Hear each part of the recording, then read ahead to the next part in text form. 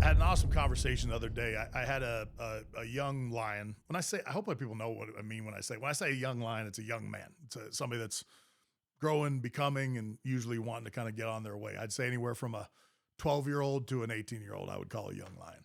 So this young man reaches out to me. He wants to serve. He's playing at an elite lacrosse program, which I played in college, and so he got my number through a friend and wanted to talk about service. And he's figuring it out. He's not exactly sure where he wants to. He's thought about SEALs and Rangers and all these other elite units. So it means he's on a path that I would obviously connect with and feel good about. And I don't try and sway people in those decisions. You can't make a bad choice. I mean, the Marines have elite units.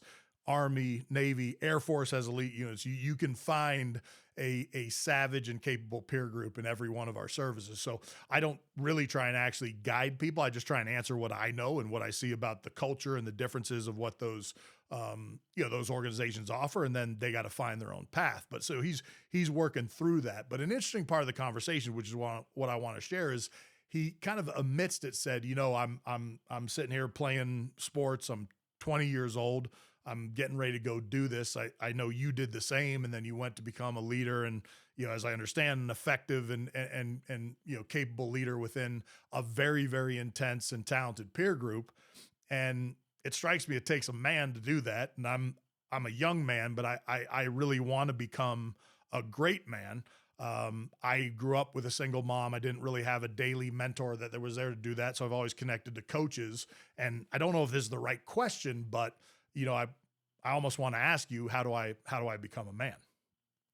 I love this question. I mean, I was kind of like, well, not exactly a layup, but I actually think sometimes the biggest, most intense philosophical questions often have the easiest answers. And I don't like having those canned or having just a quote or some pre-packaged answer. So I thought about it. When I'm talking to somebody, I want to give them my best and I want to make sure they know I'm present and paying attention.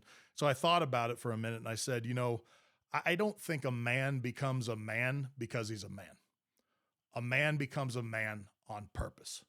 He has to seek out a path or a archetype that he wants to reach and achieve, and then has to pursue that.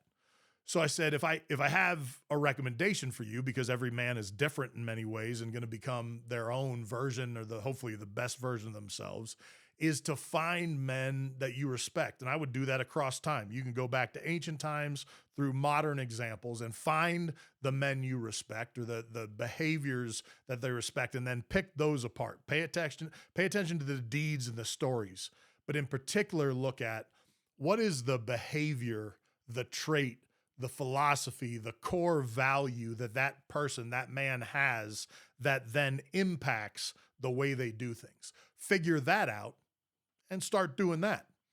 You're allowed to replicate these great behaviors, biblical stories and text, the great writing and literature of history that has given us heroes and ways to behave. You're allowed to grab that and say, I'm going to do that to get to this place. The beautiful thing is you'll still become your version of whatever that is, but don't be scared to use those or emulate or mimic the traits of men you respect.